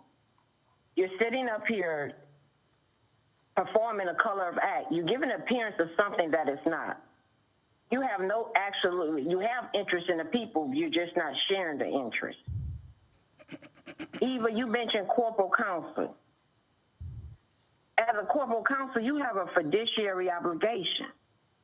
You are not clear on your disclosures. You're not even telling the people the true will and intent behind these public acts. And as far as you guys trying to find a new resolution, you can't ex post facto law. You can't change something that's historically set for eternity. And the only resolution that I can give you guys right now will be the best one is the House Joint Resolution 192. If you're not going to be honest with the people, we can't resolve anything outside. The house is a mess. So you got to clean up inside to resolve things outside. There's a fiduciary obligation you have to the people. Flip the coin. If you don't want to respect the law, even on the legal end, you're playing with our names. You're playing with our credit. There's no money, people. Stop calling it money. And as far as a man is judged on his principle, it has nothing to do with his complexion. Stop using that color as an issue. The color of law, the color has nothing to do with a person's complexion. So, table, y'all gotta be honest. Disclose everything. Don't withhold any evidence. This is all public acts. In Article 4, Section 4 of the Constitution, it clearly tells you full faith and credit should be given to the public acts. Madam Chair, that is your last speaker. Thank you. Now could we, yes, Commissioner Bowman? One speaker. I'm sorry, Madam. I'm sorry, Madam Chair. I'm sorry, I missed a name. Please forgive me. We have one more. Yes, ma'am. Charles Cousin, Mr. Charles Cousin. Hello, everyone. Hello. First, we want to say I think they changed the location of Walk 'em Out Wednesday next week. It's at the Helen Moore Community Center, from what I just heard from this lady over here. Secondly, I believe that they should make it mandatory that all officers attend Walk 'em Out Wednesday, because it gives them the ability to build a rapport with the community, which it seems to be like top priority and one of the things that needs to be done with this department. I also want to say sorry about, if I blew up last week. I'm just dealing with a lot of frustrations, and I wanted to thank Commissioner Camille for her kind email in regards to the jobs. And I also wanted to thank Commissioner Darius for helping me through some tough times that I'm going through right now. I implore everyone on this board to read this book called The Tipping Point by Malcolm Gladwell. It talks about how the little things make a big difference. And I segue that to say this. I congratulate Investigator Hiller on her promotion as supervisor investigator. She's done an amazing job with situations that I've had, but this question is directed to the chief investigator, Jerome Warfield. I made a complaint about an officer several months ago.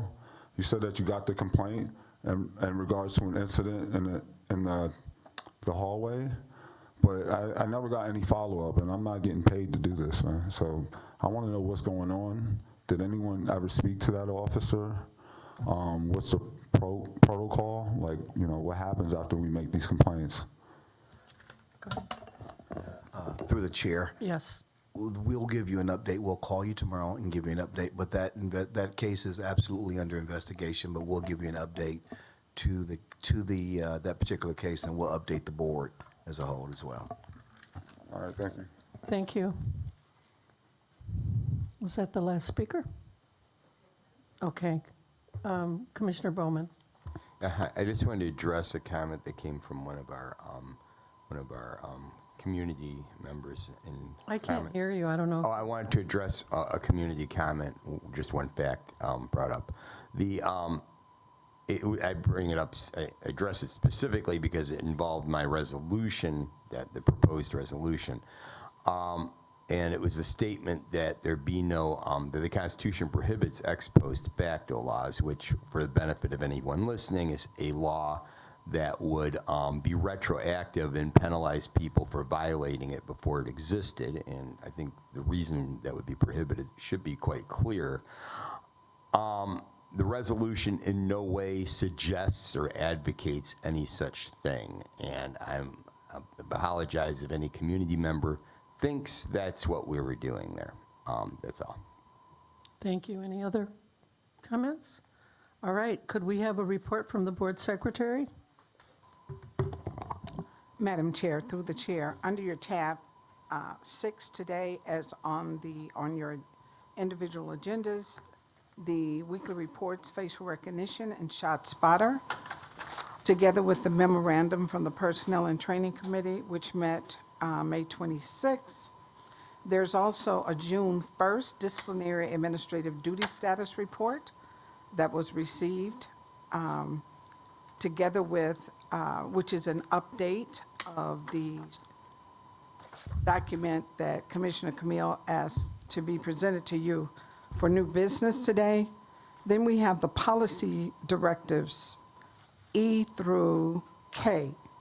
And, excuse me, as Commissioner Watts, the chair of the policy committee, has asked, due to the motion that there's a week now ahead of you, these will be placed on the agenda for action next week.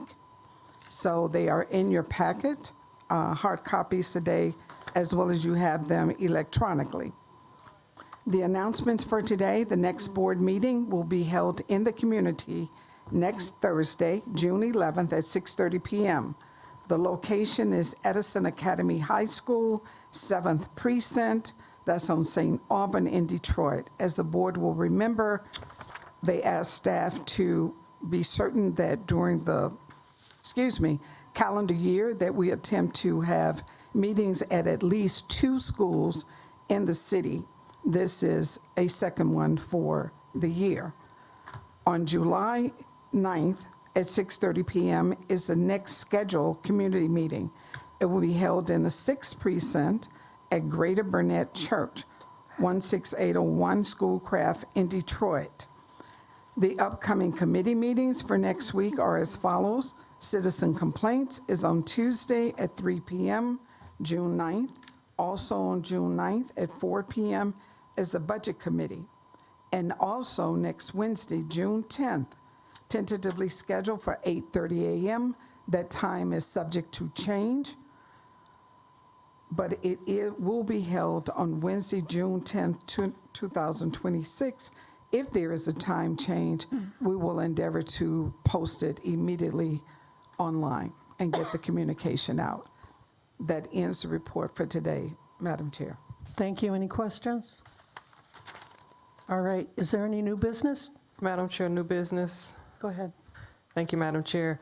I move that the board issue a public statement explaining OCI's loss of access to body-worn camera footage and reports, and to attach to that statement the communication that DPD received directing them to remove our access, as well as Chief Investigator Warfield's letter to the board dated 5/22. And in addition to that, the statement, I'm asking that be drafted by the Chief Investigator and submitted for the board for approval before sending it out. Support.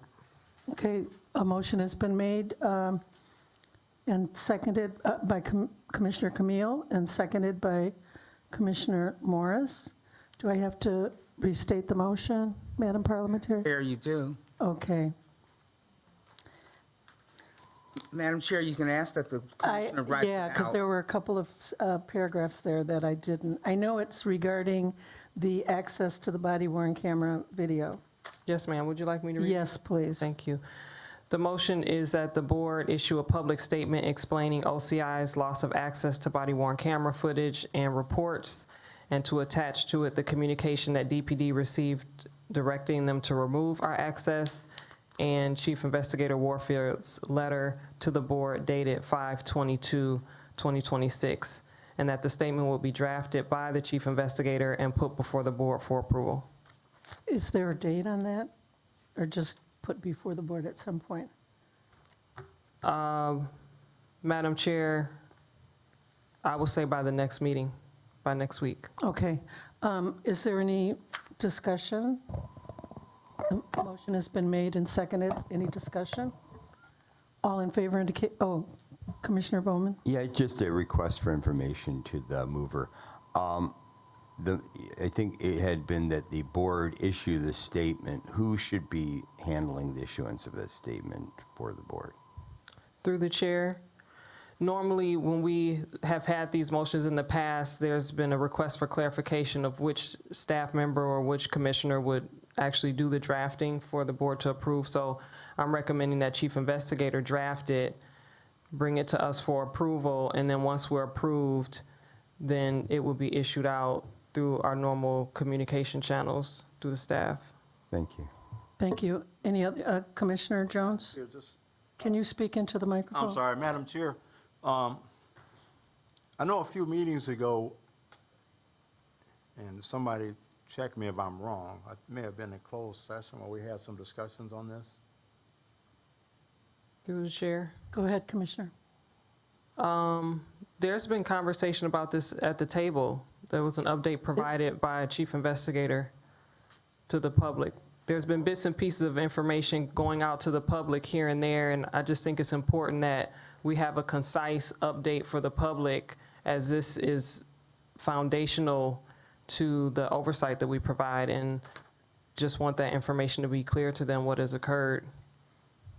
Yes, we have had it in Thank you, open ma'am. discussion. Any other? Go ahead, Commissioner Watts. Yeah. Just to Commissioner Camille, nothing on the substance on it, but I do want to note too that next week, since we have to have something brought back to us to review, and we are having our community meeting next week, any consideration to have this brought back the following week? I don't have a problem with that. Thank you. With that Commissioner Bowman. point, I had a comment, but now I have a point of order instead, because is Commissioner Watt's statement, would that need to be phrased as a motion to amend the original motion? Well, a date in her original motion, there was not one. She made a comment. It was not a part of the original It motion. doesn't have to be in the motion. It can just be a question, correct? If the commissioner wants the date to be the following, not next week, but the following, then the commissioner needs to make that motion as to amend. So moved. Strike out whatever next Thursday is and insert that date. Correct. I make a motion to amend just the date where it would be brought before the commissioners the following board meeting. So you're making a motion to amend the motion, to amend the motion to include a date because it wasn't included in the original motion. Well, it said next week, I believe. Next week was added to the motion. So the motion To the 11th, Okay. and so. the Motion's motion- already been made. So the motion to amend would be to strike out June 11th and insert June 18th. Support. Second. Okay, a motion has been made to add the week after next week as the date for Chief to bring back a description or a memo that we can issue to the public, correct? Okay, Yes. a public statement. Madam Chair? Go ahead. Discussion, Wait, please. Can I Oh, yes, just? sorry. And so we have an amendment before us to the motion. Okay, go ahead. Thank you, Madam Chair. So we don't get in a situation where this continues to get kicked down the road, is it possible to have the draft to us from Chief Investigator by next week, but actually have it on our agenda for a vote for the 18th, so that we have time to review it? Okay. So do we still need the motion? Yes. Okay. An amendment. All right, so the motion is restated then. and it is that we will have a public statement draft issued by next week to be voted on by the commissioners the following week. Okay. Order. Okay, it's been moved by Commissioner Watts, supported by Commissioner Morris. And this is a vote on the amendment. All those in favor indicate by saying Aye. Aye. Aye. All those opposed? Okay, the motion carries. Now we have to have a Motion as amended. to pass it as amended. Is there a motion? Is there further discussion? Or is there Have a further motion. discussion? Okay. Yeah, I'd like to Bowman. speak in support of the motion, and I think, and Commissioner Jones did bring up a matter that in closed session, there were nuances of this that were discussed in much greater detail. And I think part of the value of this is rather than the public getting pieces of the conversation kind of out there, that they get a holistic, clear explanation that has been basically cleared, that we have had prior discussion before it's released, to ensure that we are not breaking any rules, and at the same time making sure the public is well informed about what's actually going on. And right now, I don't think they have a complete picture because bits and pieces of this were public, and probably most of the discussion about it was closed. Okay, thank you. Commissioner Morris? Yes, through the chair. I believe that it's the purpose of the memo to do that. That's the goal. Right. For it to be fully disclosed and be transparent with the community. So, Thank you. And Commissioner Jones? Yes, just to Commissioner Bowman, thank you for your comments, and to Commissioner Morris, thank you for the clarification. All right, thank you. All those in favor indicate by saying aye. Aye. Opposed? The motion carries. Thank you. Is there any other new business? Okay, I'll entertain a motion to adjourn. Second. It's been moved by Commissioner Jones. Madam Chair, supported- I'm sorry, before the board goes off the record, I received a text message indicating that there was a change of location for the Walk a Mile. It's going to take place at the Helen Moore Recreation Center at 1825 Dexter, so thank you. Thank you. All right, all those in favor indicate, one more thing, for the record, too. Chief, I believe you were sitting in on the meeting for May 14th, correct? The date escapes me, but I've been at meetings. Yeah, so May 14th, there was someone who came before for public comment. She complained that... About ShotSpotter? No, this was a Caucasian woman, said that ShotSpotter, yes, sir, did go off, and DPD responded, and they treated her black neighbor different than they treated her, and that they disrespected her black neighbor. Just let the record reflect that that was unfounded. Members of the board didn't get a chance to review the footage. The officers were professional, the officers were respectful, they were very courteous, and no rights were violated. So as commissioners, when DPD is wrong, we hold them accountable. But also we have an obligation when the individual comes up and make claims against officers that are false claims, and there's nothing to even suggest that it was purposely made to make DPD look bad, and that we do not tolerate that. If you come up here, if you have a claim and it's true, we will investigate, we will hold them accountable. But if you make a complaint against an officer and it's false, we have an obligation, because it was made publicly, to come back publicly and let the public know that that did not happen. DPD did not do that. Thank you, Madam Commissioner. Chair, okay, Commissioner Jones? once again, Commissioner Morris, thank you for pointing that out. Yes, sir. That needs to be heard. Thank you. Commissioner Bowman, thank you. Yeah, and I had almost forgotten about that until he brought it up, and I was present as well, and had viewed the video, and I appreciate the department's candor and disclosure to the board about the details of that evening. And a general statement to activists: I love you. I'm an activist who ended up getting elected. And I'll be the first person to be calling out any misconduct by any officer against members of the public. You hurt the cause if you make false statements to try to support a general point of view. What you end up doing is you remove the credibility. It's the crying wolf phenomena, that if you lie about something, no one's going to believe you when you tell the truth. And you're hurting the cause if you think in the interest of strong civilian oversight that you have to exaggerate mistreatment by police or invent mistreatment by police. You are not helping anybody. It's not fair to the officers, it's not fair to the public, and it's not fair to the cause. Agreed. All right, thank you all for those comments.